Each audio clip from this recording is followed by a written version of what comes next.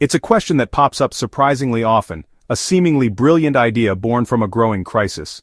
With humanity generating over 2 billion tons of waste annually, our landfills are at a breaking point.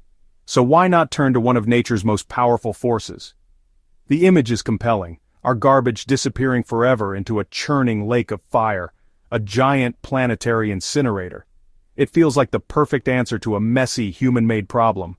But before we start rerouting our garbage trucks, it's crucial to look past the fantasy and into the fiery reality.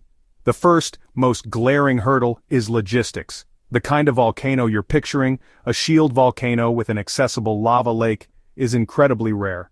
Most are explosive stratovolcanoes. The few suitable candidates are located in extremely remote areas, far from the cities producing the waste.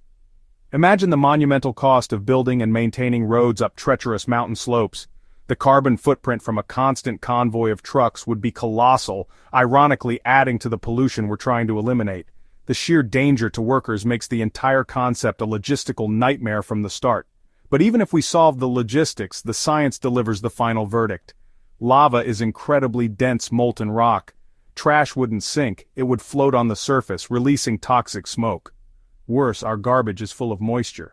Hitting lava over 1,000 degrees Celsius, this water would flash to steam, expanding violently. This triggers powerful explosions, blasting molten rock, acid aerosols, and half-burnt garbage back out. Think of the plastics and batteries now aerosolized into a poisonous volcanic smog, creating acid rain and contaminating the atmosphere. It's not waste disposal, it's a recipe for a catastrophic man-made eruption. But let's push past the logistics for a moment and indulge the fantasy. What would actually happen if a garbage truck dumped its contents into a lava lake? The scientific reality is far less satisfying and far more horrifying. While lava is incredibly hot, with temperatures reaching 1,200 degrees Celsius, it's not a magical incinerator. Modern industrial incinerators operate in highly controlled environments to ensure complete combustion. A volcano is the opposite of controlled. Organic materials like food scraps would burn, but a huge portion of our waste, glass, metals, and construction debris, wouldn't vaporize. They would simply melt, mixing with the molten rock to form a viscous, toxic sludge, altering the lava's natural chemistry and flow. The real catastrophe, however, begins with the chemical reactions. Think about what's in our trash. Burning plastics, especially PVC, would release immense clouds of hydrochloric acid. Discarded electronics and batteries would unleash a witch's brew of heavy metals like mercury, lead, and cadmium. The incomplete combustion of these materials would also generate some of the most toxic substances known to science, dioxins and furans. As environmental chemist Dr. Anya Sharma explains, you're essentially taking a natural phenomenon and turning it into a chemical weapons factory. The volcano's existing emissions, like sulfur dioxide, would combine with these new man-made toxins, creating a super-polluting plume injected directly into the atmosphere with explosive force. So instead of solving our waste problem, we'd be swapping landfill pollution for severe, widespread air pollution. This isn't a local issue. We've seen how far volcanic plumes can travel.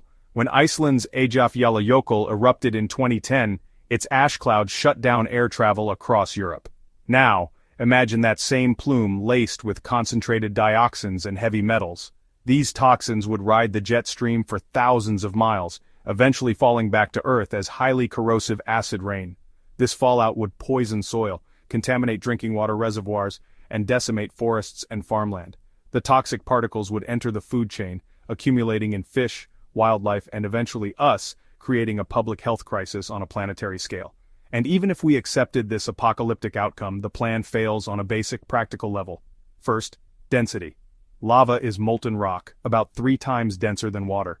Our trash, even compacted, is far less dense. Instead of sinking into a fiery abyss, garbage bags would simply float on the surface, bobbing and smoldering. This inefficient burn would release even more choking smoke. But the most immediate danger is even more dramatic: phreatic explosions. Throwing cool, damp trash onto 1,000-degree molten rock would cause the water inside to flash to steam, expanding with the force of dynamite. This would launch not just lava, but flaming, half-melted toxic garbage in every direction for miles. So the volcano plan is a complete bust. It's impractical, creates catastrophic pollution, and is incredibly dangerous. The allure of a simple fiery fix is strong, but it's a fantasy. The real solutions aren't found in the heart of a volcano. They're found in our homes, industries, and policies. They are the less dramatic but proven methods, reducing our consumption, reusing what we can, and effectively recycling materials. We must also invest in smarter technologies like advanced waste-to-energy facilities that capture pollutants and innovative composting programs. The garbage problem is a complex one of our own making. There is no magical hole in the ground to throw it into. The responsibility lies with us to manage it thoughtfully and sustainably.